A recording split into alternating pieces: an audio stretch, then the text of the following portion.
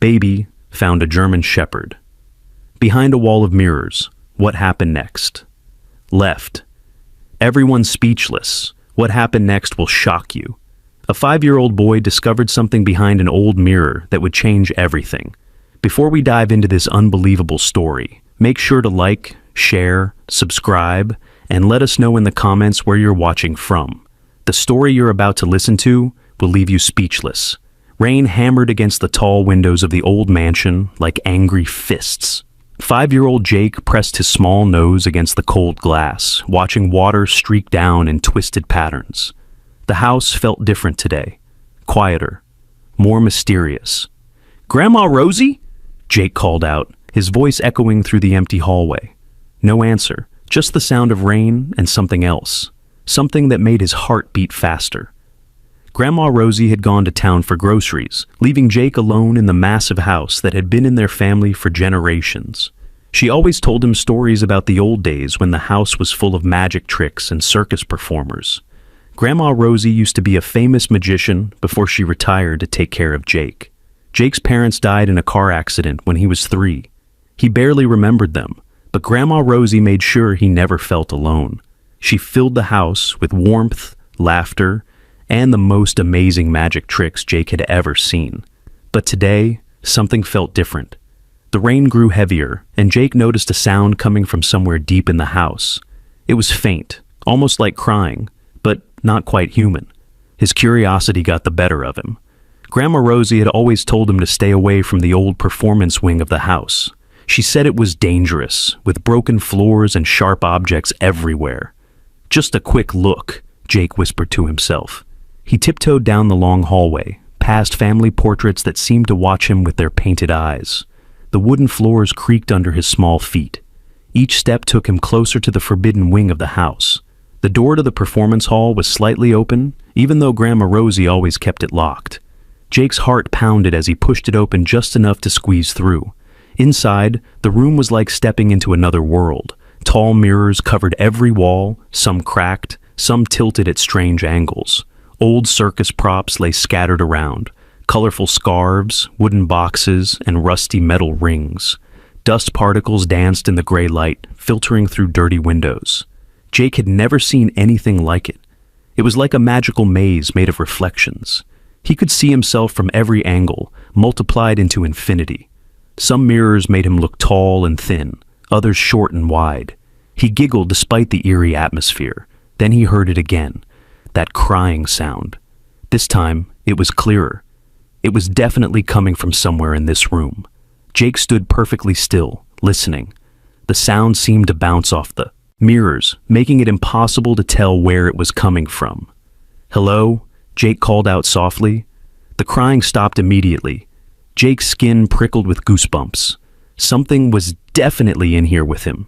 He wanted to run back to the safety of the main house, but his feet wouldn't move. His curiosity was stronger than his fear. He moved deeper into the mirror maze, carefully stepping around broken glass and old equipment. The reflections made everything confusing. Sometimes he couldn't tell which way was forward and which way was back. Then he saw it. One of the mirrors on the far wall looked different. While all the others reflected his image clearly, this one seemed darker, almost like it was hiding something behind it. Jake moved closer, his reflection becoming clearer in the strange mirror. That's when he heard the whimper again. It was coming from directly behind this mirror. Jake's hands trembled as he reached out to touch the mirror's surface. To his surprise, it moved slightly. It wasn't attached to the wall like the others. It was just leaning against something.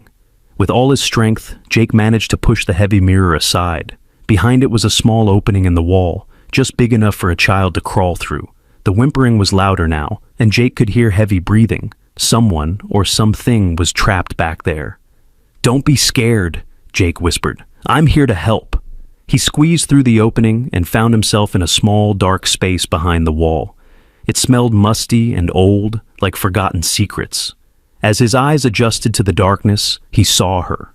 A beautiful German Shepherd lay curled up in the corner, her silver-gray fur matted with dirt and blood. Her eyes were the most incredible shade of blue Jake had ever seen, like pieces of the sky, but they were filled with pain and fear. "Oh no," Jake breathed. "You're hurt." The The dog's breathing was labored, and Jake could see scratches and bruises covering her body. Her collar was torn, and there were deep cuts on her legs. But what shocked Jake the most was her swollen belly. She was going to have puppies. "I'm not going to hurt you," Jake said gently, slowly extending his hand. "My name is Jake. What's your name?" The dog looked at him with those incredible blue eyes, and Jake felt an instant connection. She was scared, but she seemed to understand that he wanted to help. Jake noticed her collar had something engraved on it, but the letters were too scratched to read clearly. There were strange symbols and what looked like numbers, but no name. "I'll call you Sky," Jake said, thinking of her beautiful blue eyes, "because your eyes look like the sky on a perfect day." Sky's tail gave a small wag, and she tried to lift her head. Jake could see she was in pain, but she was trying to be brave. "How did you get back here?" Jake asked, though he knew Sky couldn't answer. The space behind the mirror was bigger than Jake had first thought. It seemed to extend further back, into the wall, like a secret room. Old wooden crates were stacked around, and Jake could see tunnels leading in different directions. This wasn't just a hiding place. It was like a secret passage system built into the house. Sky whimpered again, and Jake realized she needed help immediately. She was weak, hurt, and about to give birth. He had to do something, but he couldn't carry her by himself. She was too big and too heavy. "I'll be right back," Jake promised. "I'm going to get help." But as he turned to leave, Sky made a sound that stopped him cold. It wasn't a whimper or a bark. It was almost like she was trying to say no, like she was begging him not to tell anyone. Jake looked back at her, confusion filling his mind. Why wouldn't she want help? Why was she hiding back here? That's when he heard voices coming from the main house. Grandma Rosie was back from town, and she wasn't alone. Someone was with her, a man with a deep, rough voice that Jake didn't recognize. "She has to be here somewhere," the man was saying. "My sources were very specific about this location." Jake's blood ran cold. Sky's ears perked up, and she started trembling. Her eyes filled with terror, and she tried to push herself deeper into the corner. "I've already told you," Grandma Rosie said, her voice tense. "There's no dog here. I would know if there was an animal in my house. Mrs. Rivers, I understand your position, but this is a matter of national security. The animal we're looking for is extremely valuable and potentially dangerous." Jake held his breath. They were looking for Sky. But why? And why was Sky so scared?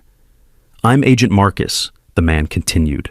"I work for a special government program. The dog we're tracking escaped from a high-security facility 3 days ago. She's trained in ways that could be harmful to civilians." Jake's heart pounded. Sky didn't seem dangerous at all. She seemed scared and hurt, like any animal that needed help. "Even if there was such a dog here," Grandma Rosie said carefully, "how would I know? This house has been in my family for generations. There are lots of places an animal could hide. That's exactly why I need to search every room, every closet, every possible hiding place. This dog is not just any animal. She's carrying something that doesn't belong to her." Jake looked down at Sky, who was staring at him with those incredible blue eyes. Her gaze seemed to be pleading with him to keep quiet, to not give her away. "The dog is pregnant," Agent Marcus continued, "which makes the situation even more complicated. We need to find her before she gives birth." Jake's mind raced. Why would the government care about Sky's puppies? What was so special about them?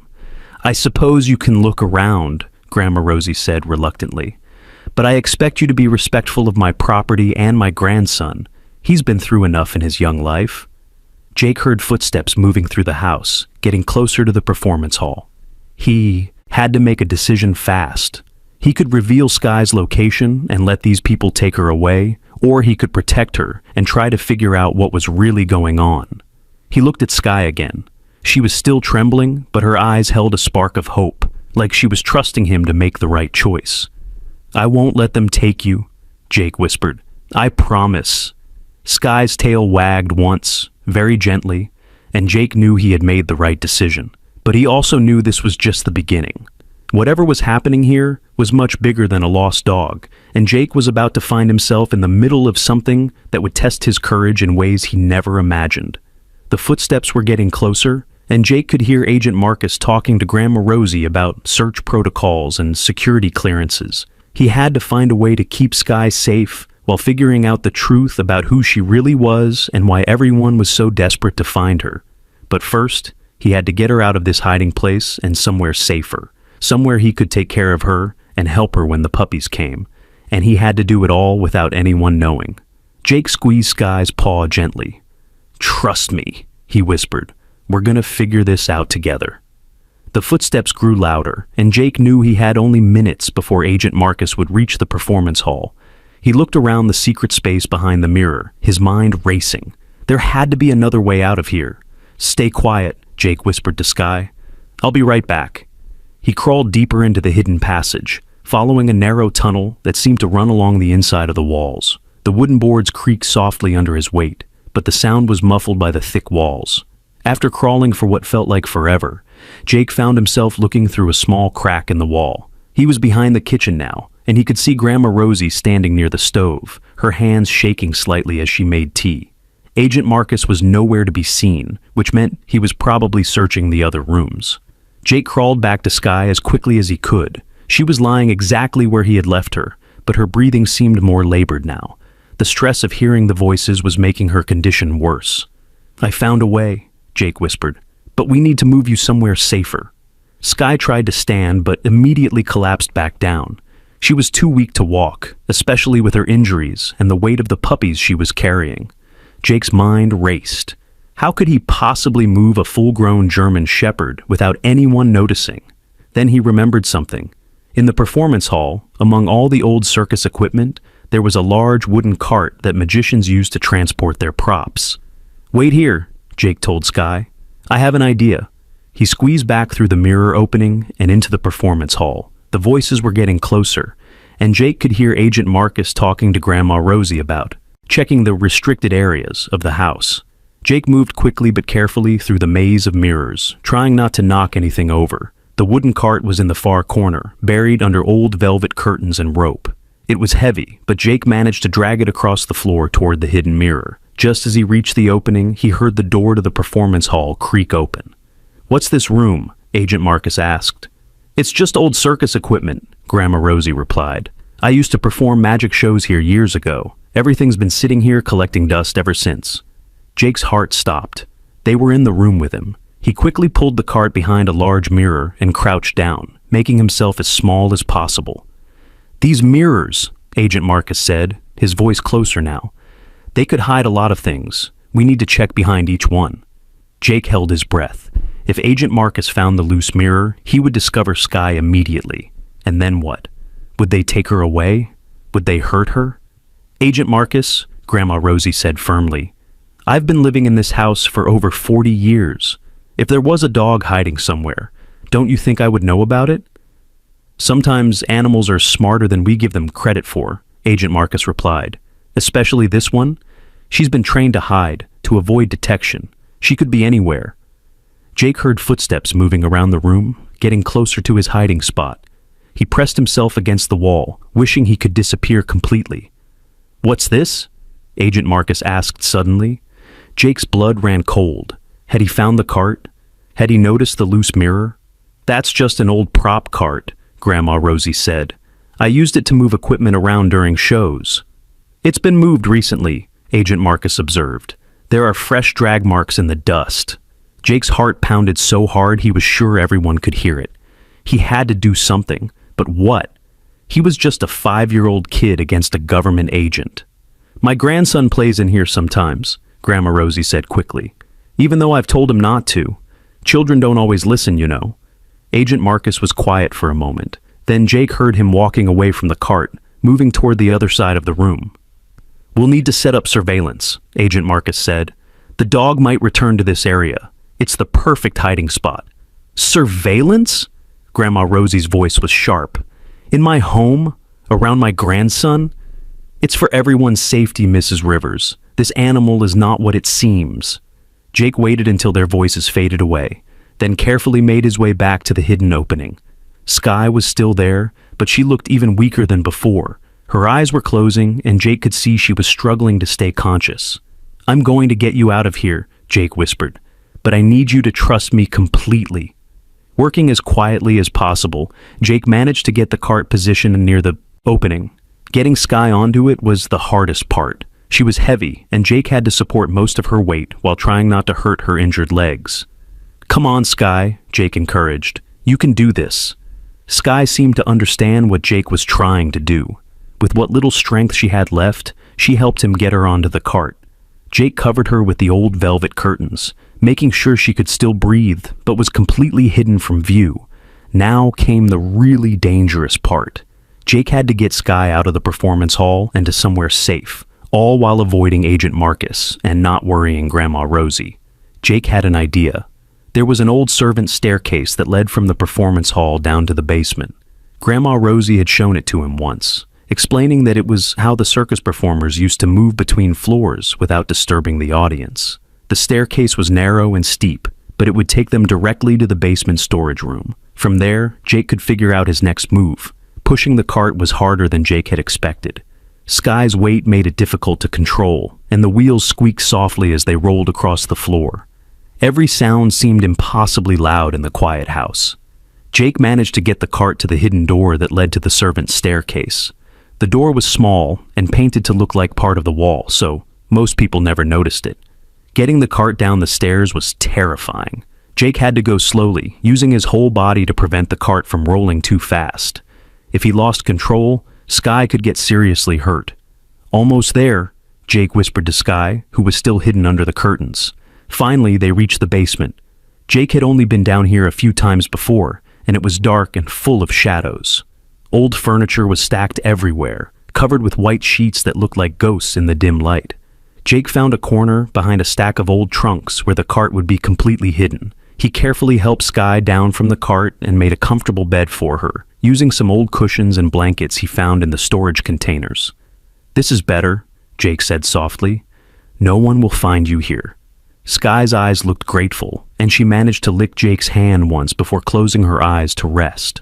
Jake realized he needed supplies. Skye was hurt and needed medical attention, but he couldn't take her to a regular veterinarian. Agent Marcus would probably be watching all the local animal clinics. He remembered that Grandma Rosie kept a first aid kit in the kitchen, and there were some leftover antibiotics from when their old cat had been sick. It wasn't much, but it might help until Jake could figure out what to do. Jake also needed food and water for Skye. She was eating for herself and her unborn puppies, so she would need plenty of nutrition to stay strong. As Jake climbed back up the servant's staircase, he could hear voices from the main floor. Agent Marcus was still there, talking to Grandma Rosie about search patterns and security protocols. Jake slipped into the kitchen through the back door, moving like a shadow. The first aid kit was in the cabinet above the sink, and Jake had to climb on a chair to reach it. The antibiotics were in the refrigerator, left over from when Grandma Rosie had treated their old cat's infection. Jake also grabbed some leftover chicken from dinner, a bowl for water, and some crackers. He stuffed everything into his backpack and prepared to sneak back downstairs. That's when he heard Agent Marcus say something that made his blood run cold. "The dog is carrying more than just puppies," Agent Marcus was telling Grandma Rosie. "She swallowed something before she escaped, something that contains classified information." Jake stopped breathing. Skye had swallowed something? What could be so important that the government would send agents to find it? "What kind of information?" Grandma Rosie asked.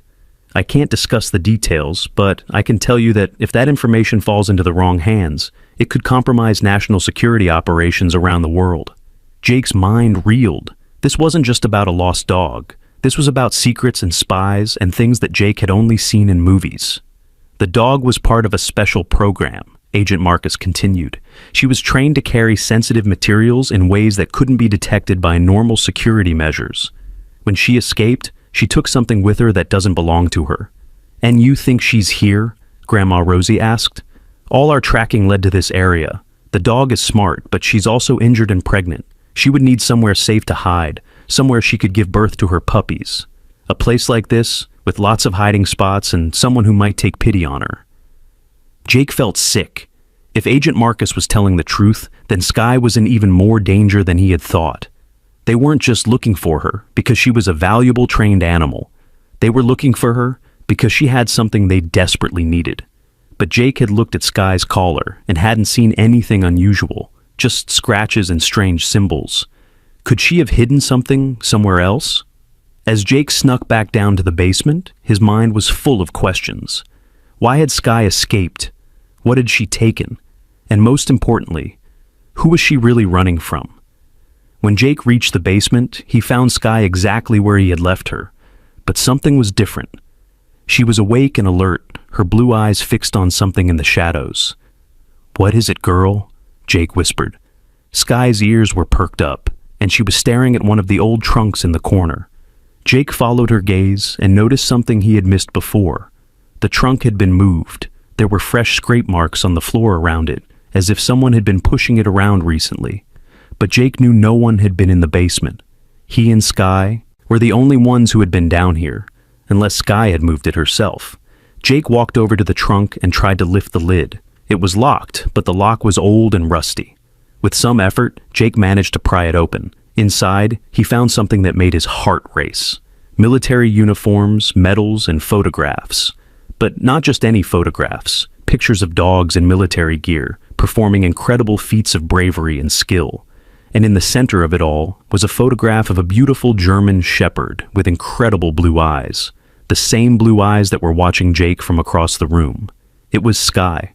But in the photograph, she was wearing a military collar with a name tag that read, Stella, K9 Unit Alpha.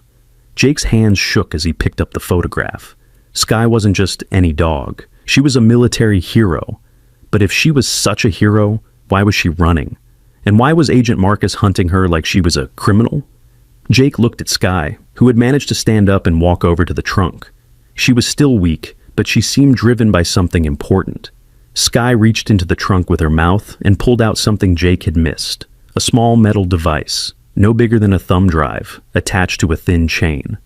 "Is this what you took?" Jake asked softly. Skye dropped the device at Jake's feet and sat down, her blue eyes fixed on his face. She seemed to be trying to tell him something, but Jake couldn't understand what. The device was warm to the touch and had a small, blinking light. Jake had seen enough movies to know that this was probably the classified information that Agent Marcus was talking about. But why had Skye taken it? What was on it that was so important?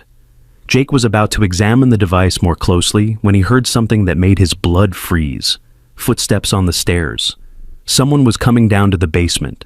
Jake quickly grabbed the device and stuffed it in his pocket. He motioned for Skye to hide behind the trunk, then positioned himself in front of her, trying to look casual. The footsteps got closer, and Jake could see a flashlight beam dancing across the basement walls. "Jake!" Grandma Rosie's voice called out. "Are you down there, sweetheart?" Jake's heart hammered in his chest. Had Grandma Rosie heard something? Did she know about Skye? "I'm here, Grandma," Jake called back, trying to keep his voice steady. Grandma Rosie appeared at the bottom of the stairs, her flashlight sweeping across the basement. "What are you doing down here, honey? I've been looking for you." "Just exploring," Jake said, hoping his voice didn't sound as nervous as he felt. Grandma Rosie's flashlight beam passed over the area where Skye was hiding, but the trunk blocked her from view. Jake held his breath, praying that Skye would stay perfectly still. "Well, you need to come upstairs now," Grandma Rosie said. "We have a visitor, and I want you to meet him." Jake's stomach dropped. Agent Marcus wanted to meet him. This couldn't be good. "Do I have to?" Jake asked. "Yes, you do," Grandma Rosie said firmly. "Agent Marcus has some questions about whether you might have seen a lost dog around here." Jake's mind raced. If he went upstairs, he would have to lie directly to Agent Marcus's face. But if he refused, it would look suspicious. "Okay," Jake said finally. "I'll be right up." Grandma Rosie started back up the stairs, but then she stopped and turned around. "Jake, you would tell me if you saw something unusual, wouldn't you? Something that might be important?" Jake looked at his grandmother, the woman who had raised him and loved him and protected him from the world. She was asking him to trust her, to be honest with her. But Jake also thought about Skye, hurt and scared and trusting him to keep her safe. He thought about the device in his pocket and the secrets it might contain. "Of course, Grandma," Jake said. "I would tell you everything." It was the first lie Jake had ever told his grandmother, and it felt terrible. But as he followed her up the stairs, he knew it wouldn't be the last. The device in his pocket seemed to burn against his leg, and Jake wondered what he had gotten himself into. Whatever was on that device, it was important enough that people were willing to hunt Skye across the country to get it back. But Jake was determined to find out the truth. Skye had trusted him with her secret, and he wasn't going to let her down, even if it meant lying to the people he loved most in the world. Jake climbed the stairs with heavy steps, his mind racing with everything he had discovered. When he reached the kitchen, Agent Marcus was sitting at their small dining table, his dark eyes studying Jake with uncomfortable intensity. "This must be your grandson," Agent Marcus said, his voice smooth but somehow threatening. "What's your name, son?" "Jake," he replied quietly, avoiding the man's piercing gaze. "Jake, I'm Agent Marcus. I work for the government, and I'm looking for something very important, a lost dog. Have you seen any dogs around here lately?" Jake's hand instinctively moved toward his pocket where the device was hidden, but he caught himself and shook his head. "No, sir. I haven't seen any dogs." Agent Marcus leaned forward, his eyes never leaving Jake's face. "Are you sure? Sometimes children notice things that adults miss. A bark in the night, maybe? Strange sounds coming from places where there shouldn't be any sounds?" "I'm sure," Jake said, his voice barely above a whisper. Grandma Rosie put a protective hand on Jake's shoulder. "Agent Marcus, my grandson has answered your question. Surely you don't need to interrogate a 5-year-old child?" "Of course not," Agent Marcus said with a cold smile. "I'm just being thorough. You understand, Mrs. Rivers, national security requires attention to every detail." Agent Marcus stood up from the table and walked over to Jake. He knelt down so they were at eye level, and Jake could smell coffee and cigarettes on his breath. "Jake, if you ever see anything unusual, anything at all, I want you to call me immediately." Agent Marcus handed Jake a business card with just a phone number on it. "This is very important. The dog I'm looking for is dangerous. She could hurt you or your grandmother." Jake took the card with shaking hands. "Okay," he whispered. "Good boy," Agent Marcus said, patting Jake's head in a way that made his skin crawl. "I'll be staying in town for a few days, so I'll probably see you again soon." After Agent Marcus left, Grandma Rosie made Jake his favorite hot chocolate and sat down beside him at the kitchen table. "That was scary," Grandma Rosie said softly. "I don't like that man very much." Jake looked up at her in surprise. "You don't?" "Something doesn't feel right about him," Grandma Rosie said, stirring her own cup of tea thoughtfully. "I've lived a long time, Jake, and I've learned to trust my instincts about people. That man is hiding something." Jake's heart raced. Did Grandma Rosie suspect something? Could he trust her with the truth about Skye? "Grandma," Jake said carefully, "what if someone told you they found something that belonged to the government, but they thought the government might be doing something bad with it? What would you tell them to do?" Grandma Rosie looked at Jake with wise eyes that seemed to see right through him. "That's a very complicated question, sweetheart. I suppose I would tell them to be very careful and to make sure they understood the whole situation before making any decisions. But what if they couldn't wait? What if someone was in danger right now?" Grandma Rosie was quiet for a long moment. Then she reached across the table and took Jake's small hand in her wrinkled ones. "Jake, is there something you want to tell me?"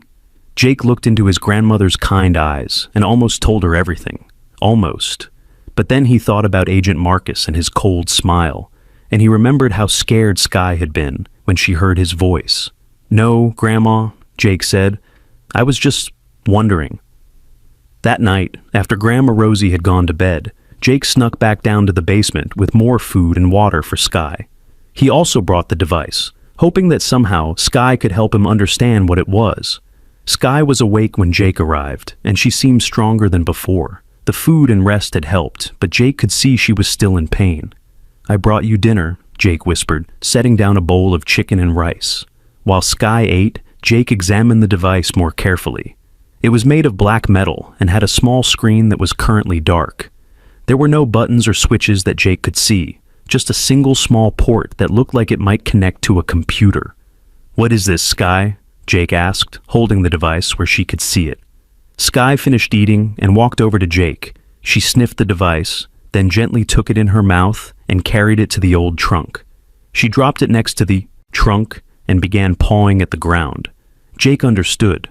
Skye was showing him that there was something else hidden here, something connected to the device.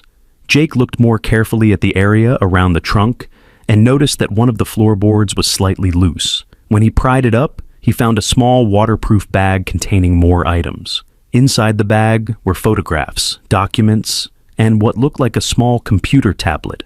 The photographs showed Skye with different people in military uniforms, but one photo stood out from the rest. It showed Skye sitting next to a woman in a lab coat. The woman had kind eyes and was smiling at Skye with obvious affection. On the back of the photo, someone had written, "Dr. Sarah Chen, Project Guardian Angel, Skye's only friend." Jake looked at Skye, who was watching him with those incredible blue eyes. "Dr. Chen was your friend, wasn't she?" Skye's tail wagged once, and Jake knew he was right. Jake turned on the tablet, and, to his surprise, it still had battery power. The screen lit up with a password prompt, but before Jake could try to figure out the password, the tablet suddenly came to life on its own. A video began playing automatically, and Jake found himself looking at the same woman from the photograph. Dr. Chen was sitting in what looked like a laboratory, and she appeared to be recording a secret message. "If you're watching this," Dr. Chen said, looking directly into the camera, "then something has gone terribly wrong with Project Guardian Angel, and Skye has done what I trained her to do." Jake's heart pounded as he listened to the message. "My name is Dr. Sarah Chen, and I was the lead scientist on a classified military project. We were developing a new kind of communication system that could work even if all other forms of communication were compromised. The project was called Guardian Angel." Dr. Chen paused and looked off camera, as if checking to make sure no one was listening. Skye was chosen for the project because of her exceptional intelligence and loyalty. She was trained to carry encrypted data in a way that would be undetectable to anyone who didn't know what to look for. The camera zoomed in on Dr. Chen's face, and Jake could see tears in her eyes. "But I discovered that some people in the government wanted to use Guardian Angel for the wrong reasons. They wanted to use it to spy on innocent people, to collect information that had nothing to do with national security." Jake felt sick. This wasn't about protecting the country. This was about people in power wanting more power. "I tried to stop them," Dr. Chen continued. "I tried to expose what they were planning, but they found out about my investigation." The video flickered, and Dr. Chen looked over her shoulder nervously. "I don't have much time. They're coming for me, and they'll come for Skye too. I've programmed Skye to escape and find someone who will help her. Someone young enough to still believe in doing the right thing." Jake realized that Dr. Chen was talking about him. Somehow, Skye had been trained to find him specifically. The device Skye carries contains evidence of everything they were planning to do: video recordings, documents, proof of illegal surveillance programs. If this information gets to the right people, it could stop them. The video began to break up, and Dr. Chen's voice became urgent. "Skye, if you're listening to this, I want you to know how proud I am of you. You're the bravest dog I've ever known, and I trust you to do the right thing." The video cut to static, then went black. Jake sat in stunned silence, processing everything he had just learned. Skye wasn't a runaway military dog. She was a hero who had escaped with evidence that could expose corruption in the government. And Agent Marcus wasn't trying to recover stolen property. He was trying to cover up crimes. Jake looked at Skye, who had curled up next to him during the video. "You came to me because Dr. Chen taught you to find someone who would help, didn't you?" Skye lifted her head and licked Jake's hand gently. "I won't let them hurt you," Jake promised, "and I won't let them bury the truth." But even as Jake made the promise, he knew he was in way over his head. He was just a 5-year-old kid, and he was up against powerful people who would do anything to keep their secrets hidden. The next morning, Jake woke up early and went to check on Skye. To his amazement, she was standing up and moving around more easily than she had the day before. The rest and food had helped her recover some of her strength. But Jake also noticed something else. Skye's belly seemed bigger than it had been the night before. "Are your puppies coming soon?" Jake asked softly. Skye looked at him with those wise blue eyes and whimpered softly. Jake didn't need to be a veterinarian to know that Skye would be giving birth very soon. Jake spent the morning gathering more supplies for Skye. He found old towels and blankets to make her more comfortable, and he brought down a space heater from the attic to keep the basement warm. He also tried to figure out what to do with the evidence Dr. Chen had left behind, The device and the tablet contained information that could help a lot of people, but Jake didn't know who he could trust with it. If he gave it to the police, would they just turn it over to Agent Marcus? If he tried to contact the news media, would anyone believe a 5-year-old kid? Jake was thinking about these problems when he heard a car pulling into the driveway. He looked out the basement window and saw Agent Marcus getting out of a black SUV. But this time, Agent Marcus wasn't alone. 2 other men in dark suits were with him, and they were carrying equipment that looked very official and very scary. Jake's blood ran cold. They were back, and this time they meant business. Jake ran to Sky, who was already alert and listening to the sounds from above. "They're back," Jake whispered, "and they brought help." Sky, arm struggled to her feet, her protective instincts overriding her pain and exhaustion. Even in her condition, she was ready to fight to protect Jake and her unborn puppies. Jake heard the front door open and Agent Marcus's voice talking to Grandma Rosie. "Mrs. Rivers, we have reason to believe the animal we're looking for is definitely in this area. We're going to need to conduct a more thorough search."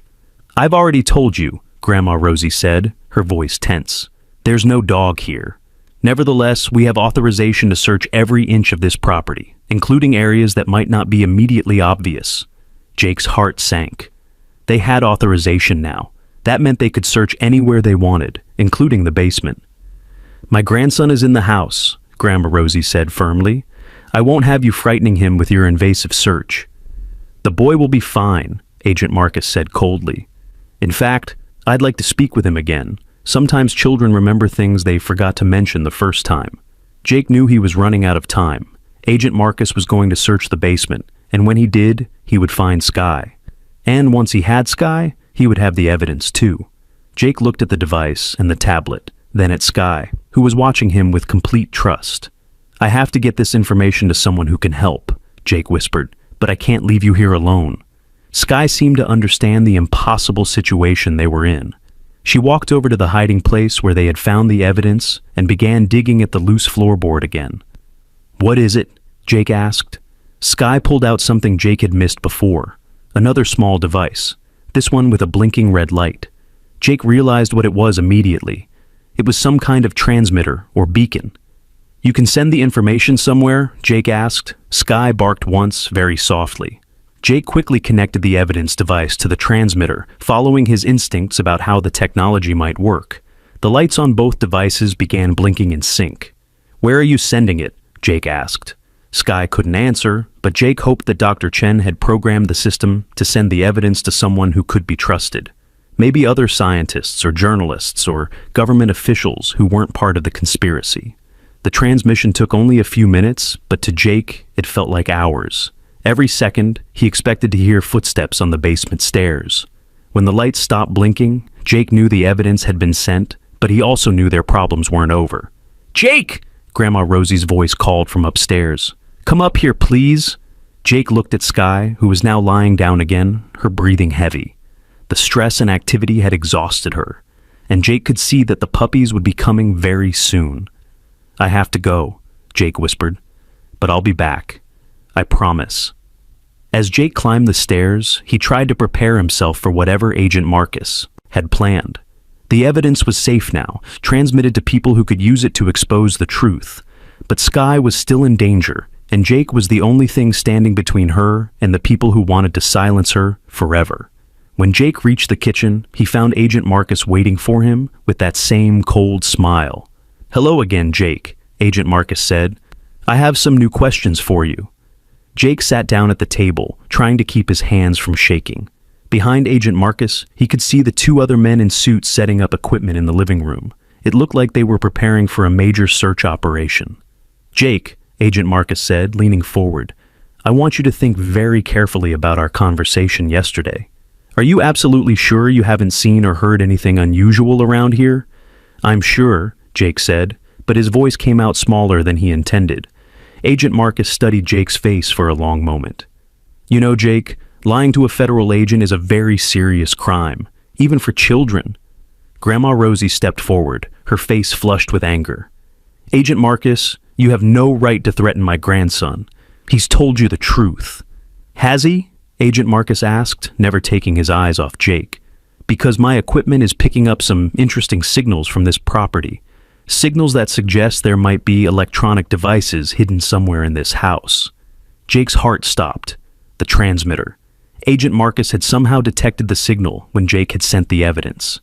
"I don't know what you're talking about," Jake said, but he could hear the fear in his own voice. Agent Marcus smiled that cold smile again.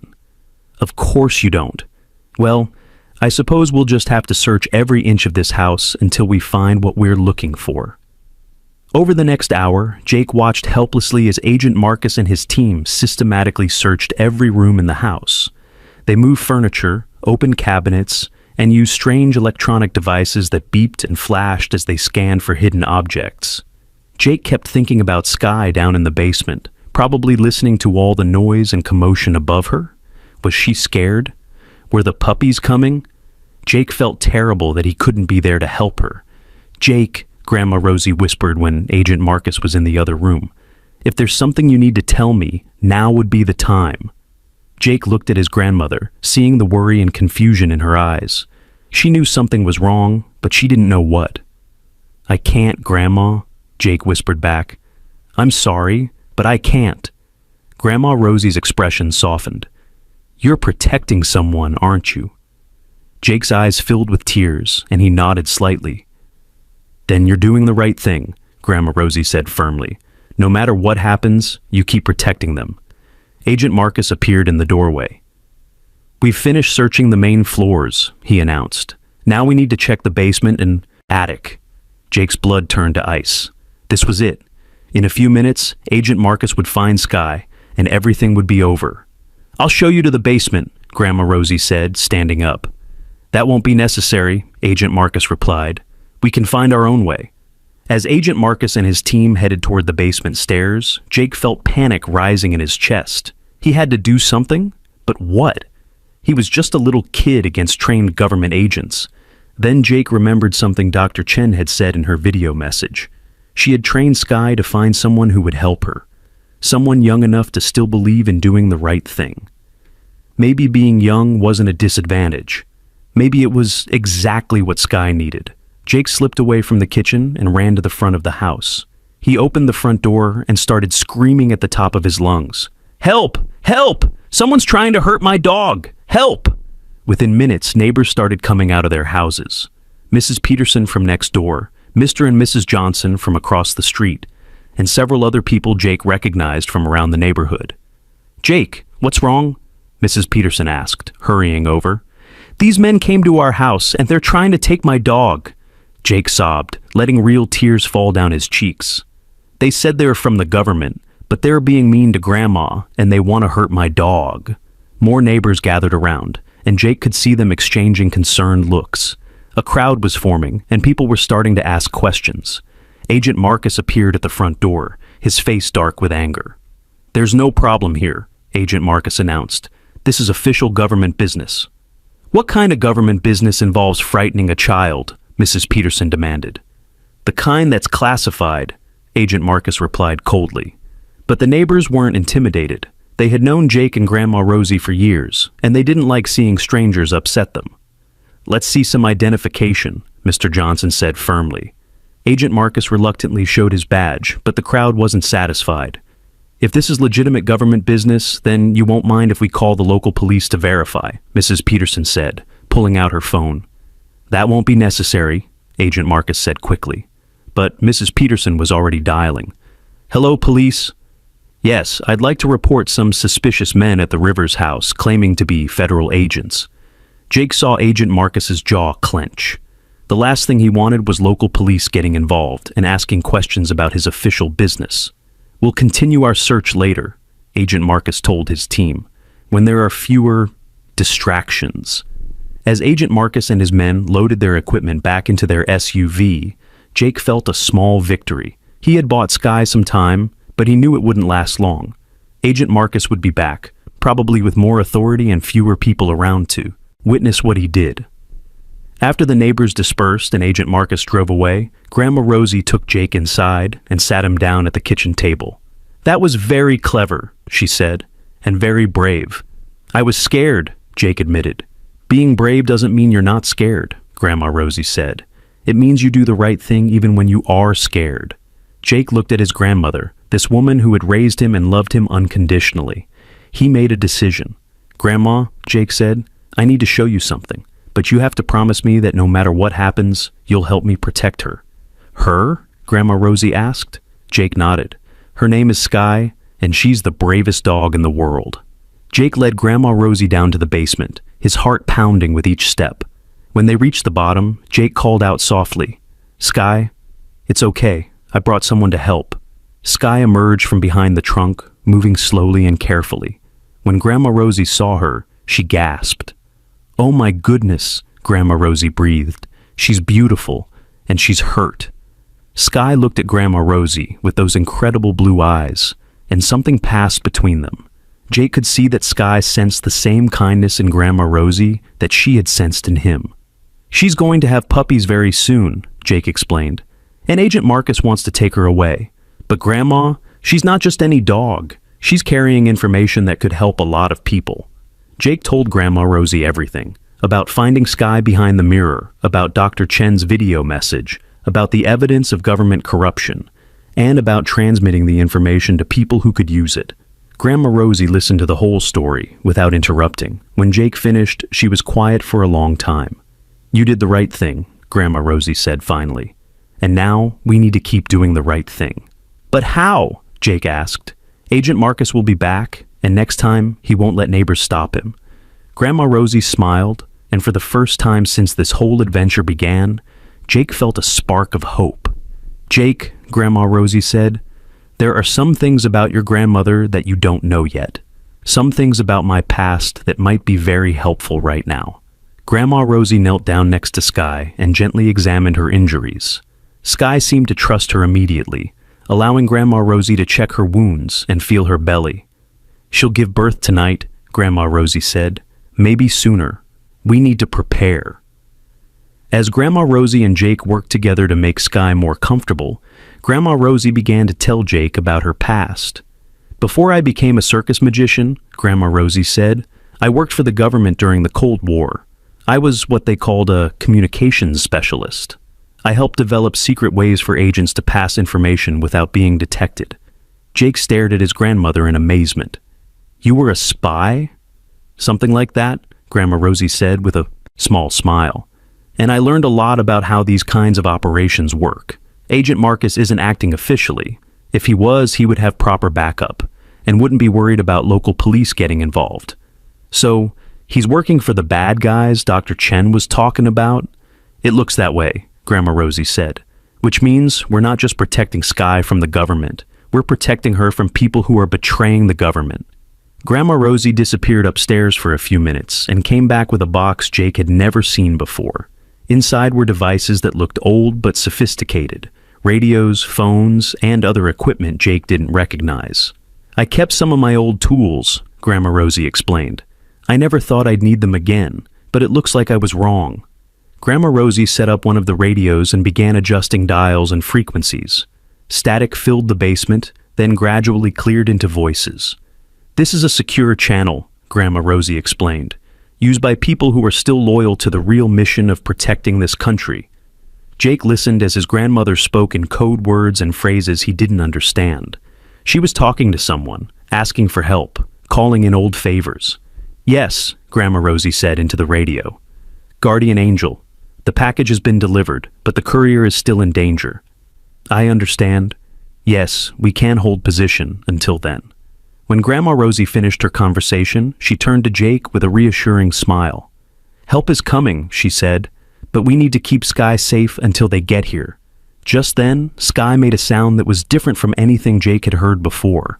It was urgent and pained, and Jake knew immediately what it meant. "The puppies are coming," Jake said. Grandma Rosie quickly gathered the towels and blankets they had prepared. "Jake, I need you to stay calm and help me. Sky is going to need both of us." Over the next few hours, Jake experienced something he would never forget. With Grandma Rosie's gentle guidance, he helped bring 4 tiny puppies into the world. Sky was incredible throughout the whole process. Even in pain, even exhausted, she was gentle and brave. She trusted Jake and Grandma Rosie completely, and Jake felt honored to be part of something so beautiful and important. The first puppy was the smallest, with Sky's same blue eyes and silver-gray fur. The second was bigger and darker, with white markings on his chest. The third was golden like sunshine, and the fourth was black with silver paws. "They're perfect," Jake whispered, watching Sky clean her babies with careful, loving attention. "She's an amazing mother," Grandma Rosie agreed, "just like she's an amazing hero." But even in this moment of joy and wonder, Jake knew their troubles weren't over. Agent Marcus would be back, probably very soon. And when he came, he would be ready for anything Jake and Grandma Rosie might try to stop him. As if reading Jake's thoughts, Grandma Rosie checked her watch. "They should be here soon," she said. "Who?" Jake asked. "The people who can help us. The people who still believe in doing the right thing." Jake hoped Grandma Rosie was right, but he also knew that Agent Marcus wouldn't give up easily. He had come too far and risked too much to let Sky and her puppies escape now. The evidence had been transmitted, but Agent Marcus didn't know that yet. He still thought he could cover up everything by capturing Sky and silencing anyone who might have learned the truth. Jake looked at Sky, who was now resting peacefully with her 4 beautiful puppies nursing at her side. She had accomplished her mission. She had delivered Dr. Chen's evidence to people who could use it to expose corruption and protect innocent people. But her story wasn't over yet, and neither was Jake's. Outside, storm clouds were gathering, and Jake could hear thunder in the distance. The biggest test was still coming, and Jake knew that when it arrived, he would have to be braver than he had ever been in his young life. But looking at Sky and her puppies, and seeing the proud, determined expression on Grandma Rosie's face, Jake felt ready for whatever came next. The truth was out there now, thanks to Sky's courage and sacrifice. And Jake was going to make sure that truth had a chance to make a difference, no matter what Agent Marcus tried to do to stop them. The storm hit just after midnight. Rain pounded against the basement windows, and lightning flashed across the sky like angry fingers. Jake had dozed off next to Sky and her puppies, but the thunder woke him up. Sky was alert too, her ears perked up and her body tense. She was listening to something that Jake couldn't hear yet. "What is it, girl?" Jake whispered. Then he heard it. Car doors slamming outside, multiple vehicles, and voices talking in hushed, urgent tones. Grandma Rosie was instantly awake. "They're here?" she said grimly. "The good guys or the bad guys?" Jake asked. "I'm not sure yet," Grandma Rosie replied, moving to her radio equipment. "But we're about to find out." Heavy footsteps thundered across the floor above them. Someone was in the house, and they weren't being careful about noise anymore. "Mrs. Rivers!" Agent Marcus's voice boomed through the house. "I know you're here, and I know you're hiding something. This is your last chance to cooperate." Grandma Rosie grabbed Jake's hand. "Listen to me very carefully," she whispered. "No matter what happens, you stay with Sky and the puppies. Don't let them out of your sight." "What about you?" Jake asked, fear rising in his throat. "I'm going to buy you some time," Grandma Rosie said, "and hopefully our backup will arrive before things get too complicated." Grandma Rosie climbed the stairs, leaving Jake alone with Sky and her newborn puppies. Jake could hear voices upstairs, but he couldn't make out the words. All he could do was wait and pray that Grandma Rosie's mysterious friends would arrive in time. Sky seemed to sense the danger. She had positioned herself protectively around her puppies, ready to defend them with her life if necessary. Even exhausted from giving birth, she was still a warrior. "It's going to be okay," Jake whispered to Sky, though he wasn't sure he believed it himself. The basement door burst open, and Jake heard heavy footsteps on the stairs. Agent Marcus appeared with 2 other men, all carrying flashlights that cut through the basement darkness like swords. "Well, well," Agent Marcus said, his voice dripping with false satisfaction. "What do we have here?" Jake stood up, placing himself between Agent Marcus and Sky's hiding spot. "You can't have her," he said, his voice shaking but determined. Agent Marcus laughed coldly. "You think you can stop me, little boy? You have no idea what you're dealing with." "I know you're not really trying to protect the country," Jake said, surprising himself with his boldness. "I know you're trying to cover up crimes." Agent Marcus's expression darkened. "What did you say?" "Dr. Chen told me everything," Jake continued, his courage growing. "About Project Guardian Angel, about the illegal surveillance, about what you people were really planning to do." "Impossible," Agent Marcus snarled. Dr. Chen is dead. We made sure of that months ago. Jake's heart stopped. They had killed Dr. Chen. These weren't just corrupt government officials. They were murderers. But she left a message, Jake said, backing toward Sky's hiding place. And Sky delivered it to the right people. Everyone knows the truth now. Agent Marcus stepped closer, his face twisted with rage. You stupid child. You have no idea what you've done. That information could compromise national security operations around the world. No, Jake said firmly. It exposes people like you who use national security as an excuse to hurt innocent people. Agent Marcus raised his hand to strike Jake, but suddenly the basement filled with new voices. Federal agents, drop your weapons and put your hands where we can see them. Real federal agents poured into the basement, surrounding Agent Marcus and his men. These agents were different. They moved with purpose and authority, and Jake could see immediately that they were the good guys. Agent Marcus Thompson, the lead agent announced, you're under arrest for treason, conspiracy, and the murder of Dr. Sarah Chen. Agent Marcus's face went pale. You don't understand. This is classified. You don't have the authority. Actually, we do, the lead agent interrupted. Thanks to the evidence transmitted by Guardian Angel, we have full authority to arrest everyone involved in this conspiracy. Jake felt a rush of relief and triumph. Sky had done it. She had successfully delivered Dr. Chen's evidence to people who could use it to bring the bad guys to justice. As Agent Marcus and his men were led away in handcuffs, the lead federal agent approached Jake. You must be Jake, the agent said, with a kind smile.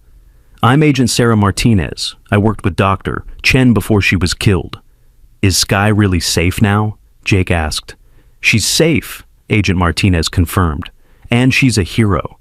Because of her bravery and yours, we've been able to expose a conspiracy that reached the highest levels of government. Agent Martinez knelt down to see Sky and her puppies. Hello, beautiful girl, she said softly. Dr. Chen would be so proud of you. Sky's tail wagged weakly, and Jake could see recognition in her eyes. She remembered Agent Martinez. What happens now? Jake asked. Well, Agent Martinez said, officially, Sky is retired from government service. She's earned the right to live peacefully with people who love her. Jake's heart leaped. You mean she can stay with us? If that's what you and your grandmother want, Agent Martinez said, Sky has certainly chosen her family. Grandma Rosie appeared at the bottom of the stairs, looking relieved but exhausted. Is it over? She asked. It's over, Agent Martinez confirmed. The conspiracy has been exposed, and everyone involved is being arrested. Dr. Chen's evidence contained years of documented crimes. This is going to be a very big case. Over the next few hours, Jake learned the full extent of what Sky had accomplished. The device she had carried contained evidence of illegal surveillance programs, corruption at the highest levels of government, and plans to use military resources for personal gain. Dr. Chen had spent months secretly documenting everything before the conspirators discovered her investigation. She had trained Sky not just to carry the evidence, but to find someone who would have the courage to help her complete the mission. How did she know Sky would find me? Jake asked Agent Martinez. Dr. Chen believed that children see the world more clearly than adults, Agent Martinez explained. Adults get complicated by politics and careers and fear, but children just want to do what's right. And she was right, Grandma Rosie added proudly. You did exactly what needed to be done. As dawn broke over the old mansion, Jake sat in the basement with Sky and her 4 puppies. The storm had passed, and sunlight was streaming through the windows. Sky looked peaceful for the first time since Jake had found her. The fear was gone from her blue eyes, replaced by contentment and trust. What are you going to name them? Grandma Rosie asked, looking at the puppies. Jake had been thinking about this all night. The smallest one with blue eyes like Sky's will be Hope, he said, because she never gave up hope. He pointed to the dark one with white markings.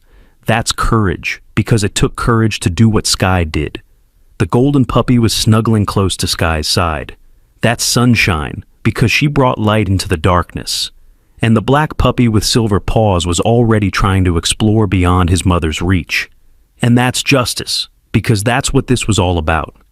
Those are perfect names, Grandma Rosie said, wiping tears from her eyes. Agent Martinez had stayed to handle the paperwork and make sure Jake and Grandma Rosie understood everything that would happen next. "There will be a trial," she explained, "and you might be called as witnesses, but don't worry, you'll be protected and the whole country will know that you're heroes." "I don't feel like a hero," Jake said. "I was scared the whole time." "That's what makes you a hero," Agent Martinez replied. "Heroes aren't people who aren't scared. Heroes are people who do the right thing even when they are scared." A few weeks later, Jake's story was all over the news. "5-year-old hero helps expose government conspiracy," the headlines read. "Boy and dog save democracy." Jake didn't understand all the political implications, but he understood that a lot of bad people had been stopped from hurting innocent citizens. And it had all started because he had been curious about a strange sound behind an old mirror. Skye recovered completely from her injuries and became the most famous dog in America. People sent letters and gifts from all over the country, thanking her for her service and bravery. But Skye seemed happiest just being a regular dog and mother. She played with her puppies in the yard, took long walks with Jake and Grandma Rosie, and slept peacefully by Jake's bed every night. Jake kept one of the puppies, Justice, the adventurous black one with silver paws. The other 3 went to carefully selected families who promised to love them and tell them about their brave mother. Hope went to Agent Martinez, who had always wanted a dog. Courage went to Mrs. Peterson, the neighbor who had helped call the police when Agent Marcus was threatening Jake. And Sunshine went to a family with young children who promised to raise her with the same kind of love and courage that Jake had shown. On the day of Agent Marcus's sentencing, Jake and Grandma Rosie sat in the courtroom and watched as justice was finally served. Agent Marcus and his conspirators were sentenced to life in prison for their crimes. "Dr. Chen would be proud," Grandma Rosie whispered to Jake. After the trial, Jake was invited to speak at schools around the country about courage and doing the right thing. He always brought Skye with him, and she became just as popular with the kids as Jake was. "The most important thing I learned," Jake would tell the children, "is that heroes come in all sizes. You don't have to be big or strong or grown up to make a difference. You just have to care about other people and be willing to help when someone needs you." Skye would sit beside him during these speeches, her blue eyes calm and wise, and Jake knew she understood every word. 6 months after the adventure began, Jake received a special package in the mail. Inside was a medal, the highest honor the government could give to a civilian. But more important than the medal was the letter that came with it. It was from Dr. Chen's family, thanking Jake for making sure their daughter's sacrifice hadn't been in vain. "She always believed that good people would win in the end," the letter said. "Thank you for proving her right." Jake hung the medal in his bedroom, but what he treasured most was a photograph Agent Martinez had given him. It showed Dr. Chen and Skye working together in the laboratory, both of them smiling and happy. Jake put the photograph on his nightstand, where he could see it every morning when he woke up and every night before he went to sleep.